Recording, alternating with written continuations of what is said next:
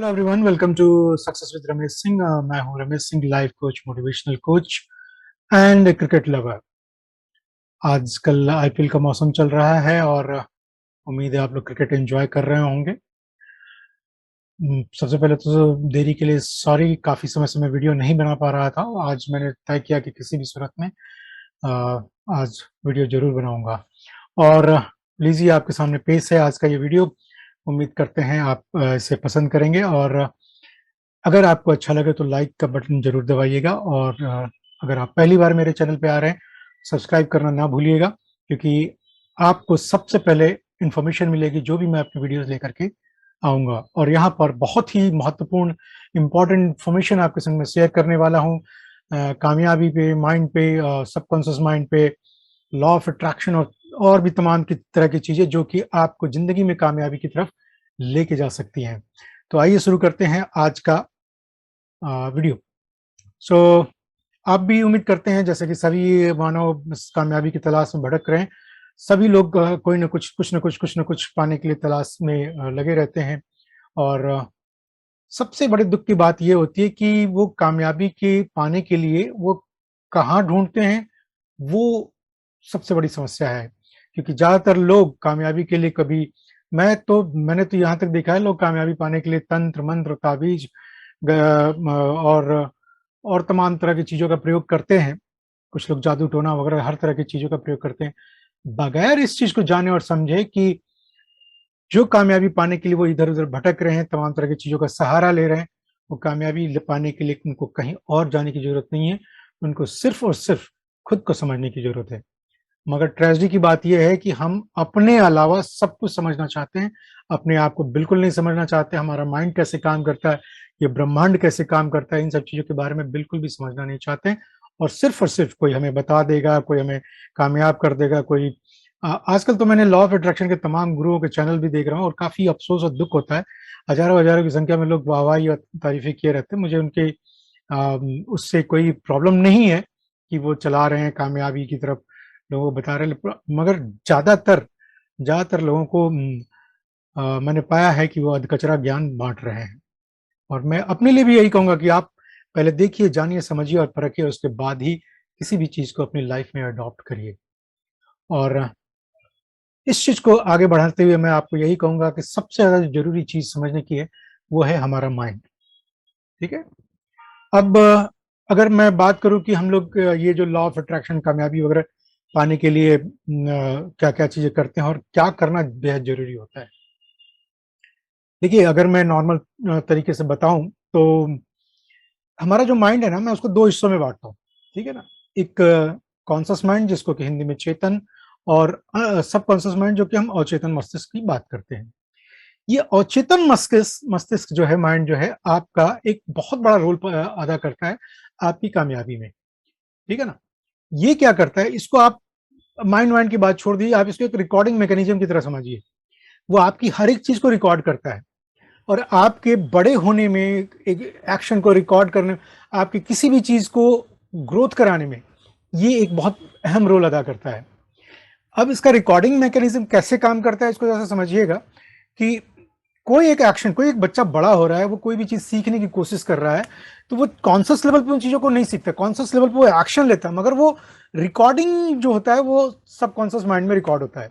और जब subconscious mind में रिकॉर्ड होता है, तभी वो अगली बार जब वो कोशिश करता है, तो वहां से वो एक्शन को रिकॉल करके काम कर लेता है, ठीक है ना? सपोज करिए जैसे कि बच्चे को हम, छोटा बच्चा जो बड़ा हो रहा है, उसको हम ग्लास में पानी डालना सिखा रहे हैं। फर्स्ट टाइम जब वो पानी डालना सिखा रहा है, तो वो सीख रहा है, देख रहा है, पानी को जग से उठा के ग्लास में डाल रहा है, मगर वो जो रिकॉर्डिंग मैकेनिज्म, अगर वो रिकॉर्ड नहीं करेगा, ठीक है ना, वो रिकॉर्ड नहीं करेगा, तो अगली बार आपको फिर से सिखाना पड़ जाएगा। इसी तरह बच्चे एक्शन को रिपीट कर करके किसी भी चीज को सीखते हैं।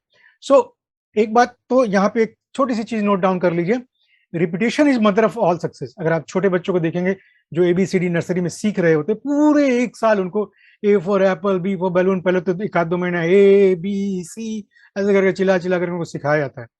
वो कुछ नहीं है, सिर्फ वो रिकॉर्डिंग मैकेनिज्म में जो सबकॉन्शियस माइंड है, उसमें बार बार रिपीट करके बिठाया जाता है, ठीक है ना? अब अगर हम कोई भी चीज को सीख रहे होते हैं, तो वो जो बार बार रिपीटेशन जब उसमें होता रहता है, तो जो फर्स्ट जो आपकी जो रिपीटेशन की जो डे आती है उसमें और 30 दिन के रिपीटेशन के प्रोसेस के बाद जो रिजल्ट होता है वो फर्क आ जाता है, तब थोड़ा सा काम में बेहतरी हो जाती है। और परेशानी कहाँ है? अगर ये सारा कुछ हमारे लिए हेल्पफुल है तो परेशानी कहाँ है? परेशानी ये होती है कि आपके जाने अनजाने आपकी हर हरकत, आपकी सोच, आपकी थिंकिंग, आपकी बिलीफ, आपकी कोई भी चीज़ जो इमोशनली अटैच हो जाती है, जो आप अपने बारे में सोचते रहते हैं, ज़्यादातर मैक्सिमम जो सेल्फ टॉक वगैरह करते हैं, उन सारी चीज़ों को रिकॉर्ड करता है। और जब वो एक बार रिकॉर्ड कर लेता है तो आपकी लाइफ उससे चेंज नहीं हो पाती है, उससे डिफर आप नहीं कर पाते हैं। आप अगर गौर करेंगे तो 99.99% ज्यादातर लोग सेम थॉट प्रोसेस को हर दिन रिपीट करते रहते हैं विद सम और लिटिल मॉडिफिकेशन, और यही वजह है कि वो आगे नहीं बढ़ पाते हैं। ठीक है ना? अब यहां पे एक चीज मैं और बता दूं कि ये जो रिकॉर्डिंग मैकेनिज्म है, जैसे क्या होता है कि सपोज करिए कि एक कोई वर्कर है जो अपना एक पढ़ा लिखा है, वो अपने आसपास के एटमॉस्फेयर को देख रहा है कि यार मेरे जितना पढ़ा लिखा व्यक्ति 20,000 रुपये महीने कमाता है या 40,000 रुपये महीने कमाता है। तो ये जो रिकॉर्डिंग मैकेनिज्म है वो आप अपने अंदर एक बिलीव सेट करते जा रहे हैं कि मैं इससे ज्यादा नहीं कमा सकता, और वो उसके अंदर रिकॉर्डिंग मैकेनिज्म में आपके रिकॉर्ड होता चला जाता है जो आपके अपने बारे में बिलीव है। ध्यान रखिए, ये जो बिलीफ सिस्टम है ना, वो सबसे ज्यादा, ये जो ब्रह्मांड है हमारे बिलीफ सिस्टम को रिस्पॉन्ड करता है। हम जो अपने बारे में सोचते हैं, अपने लिए जो बिलीव करते हैं, वो रिस्पॉन्ड करता रहता है। इसीलिए अगर आपको कामयाब होना है तो आपको अपनी इस रिकॉर्डिंग मैकेनिज्म को समझना पड़ेगा। और जहां तक लॉ ऑफ अट्रैक्शन की बात है, देखिए लॉ ऑफ अट्रैक्शन बहुत सिंपल है लेकिन बहुत मुश्किल भी है। क्यों? क्योंकि हमने चीजों को कॉम्प्लिकेट बना दिया है। हम दूसरों से राय लेते हैं, हम उनसे लेते हैं, अपनी जिंदगी के लिए हम दूसरों से डिसीजन मेकर बना देते हैं। और सबसे बड़ी बात, हम जो जिनको डिसीजन मेकर बनाते हैं वो, उनमें आपके मीडिया शामिल है, अखबार वाले, अड़ोसी पड़ोसी, गप्पे मारने वाले, तमाम तरह के लोग शामिल हैं जो आपको आई I मीन mean, आपकी लाइफ का एक तरह से एक डिसाइडिंग फैक्टर हो जाते हैं। उनके हिसाब से आपने अपने बिलीफ सिस्टम डेवलप कर लिया और फिर उसके बियॉन्ड आप नहीं निकल पाते हैं। आप लोगों में से ज्यादातर लोग ये जानते होंगे हाथियों को पालतू कैसे बनाया जाता है। जब हाथी जब शुरू शुरू में जब छोटा होता है तो उसको मोटी जंजीरों से जकड़ा जाता है, और वो जब तोड़ने की कोशिश करता है वो तोड़ नहीं पाता है। ठीक है ना? अब वो उसको धीरे धीरे लगने लगता है कि मैं तोड़ नहीं पाऊंगा। फिर जैसे जैसे देखिए हाथी बड़ा होता जा रहा है, फिर उसको जंजीरों से हटा करके मोटे रस्से से बांधा जाता है, जहां उसकी ताकत में बढ़ोतरी आ रही है, मगर वो जानता यही है कि मेरे पैर जंजीरों से जकड़ा हुआ है और मैं इसे तोड़ नहीं सकता। और फिर धीरे धीरे एक समय आता है कि बहुत पतली रस्सी से उसको बांधा जाता है और वो भी नहीं तोड़ पाता है। ठीक उसी तरह हमारा बिलीफ सिस्टम हमारे लिए काम करता है।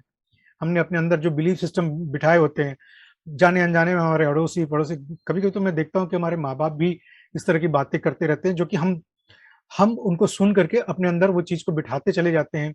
एज ए चाइल्ड, बच्चा जो है कुछ लोगों को अथॉरिटी फिगर के तौर पर ट्रीट करता है, लाइक जो पेरेंट्स हैं, टीचर्स हैं, और इनकी बातों को वो सच मान के चलता है कि वो जो बोल रहे हैं मेरे लिए सच है। एंड बाय द टाइम, इस दौरान जो है वो कुछ भी टीचर सही है गलत है, कुछ भी बोल रही है टीचर, वो सही मानता चला जाता है। अगर वो क्लास में अगर पढ़ने में अच्छा नहीं है, अगर टीचर उसको गधा बोल रही है, कुछ भी बोल रही है, वो अपने लिए वो सच मानता चला जाता है। और जब तक उसकी चेतना जागृत होती है, 20 साल 18 साल 20 साल का होता है, तब तक डैमेज हो चुका होता है। उसकी रिकॉर्डिंग मैकेनिज्म में खुद के लिए वो चीज बैठ चुकी होती है कि हाँ मैं कुछ कर नहीं सकता, मैं बेटर नहीं कर सकता, ये कुछ ऐसा नहीं कर सकता। नाउ कुछ केसेस में देखने में आता है कि कुछ बच्चे जो इस अंदर जो रिकॉर्डेड मैकेनिज्म का जो बिलीफ सिस्टम है खुद के बारे में, वो उसको तोड़ने में कुछ बच्चे कामयाब हो जाते हैं, कुछ डिप्रेशन का शिकार हो जाते हैं, और कुछ लोग आगे बढ़ नहीं पाते हैं और एक नॉर्मल ऑर्डिनरी से लाइफ जीने लगते हैं। जैसा कि हमने हाथी के केस में देखा, होता चला जाता है। वो अपने लिए एक बिलीफ सिस्टम डेवलप कर लेते हैं जिसके बियॉन्ड निकलना उनके लिए मुश्किल हो जाता है। तो अब अगर हम अपने माइंड को समझेंगे, और ना देखिए क्या होता है कि जब हम ये जब बिलीफ सिस्टम हमारे लिए काम करने लग जाता है, तो बजाय इस चीज को समझने के, हम फिर तंत्र मंत्र पूजा पाठ, तमाम तरह की चीजों का ताबीज और तमाम तरह की चीजों का सहारा लेना शुरू कर देते हैं। नतीजा क्या होता है? अब मेरे को दिखा दीजिए ना कितने करोड़पति अरबपति जो है ना वो ताबीज और तंत्र पहन करके आगे कामयाब हो जाते हैं। ऐसा नहीं होता है। और ऐसे में एक जो सबसे जो डैमेजिंग चीज होती है वो होती है खुद पे यकीन कम करना, सेल्फ बिलीफ खत्म होते जाना। ठीक है ना। और यही कारण है कि बहुत सारे चीजें जो लोग जो है ना ऑर्डिनरी लाइफ जी पाते हैं, इन चीजों को समझाने के लिए, बताने के लिए कोई नहीं सामने आता किसी की। और कुछ लोग पढ़ भी लेते तो भी हम सिस्टम को ब्रेक नहीं कर पाते। I struggle in my life quite long time. बहुत दिनों तक ये सब चीजों को समझने की कोशिश करता रहा, और तब जाकर कुछ चीजों को आगे हम तोड़ पाया हूँ।